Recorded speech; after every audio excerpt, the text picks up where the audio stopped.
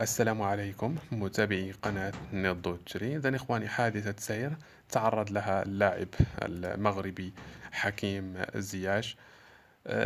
هذه بعض الصور التي تم تناقلها ونشرها على مواقع التواصل الاجتماعي، توضح ذلك أو تلك الواقعة التي اعتبرت بالخفيفة، لكن يعني أولا الحدث يعني حصل في مدينة أمستردام العاصمة الهولندية. وهذا أثار يعني جدل واسع وانتشر بصورة كبيرة.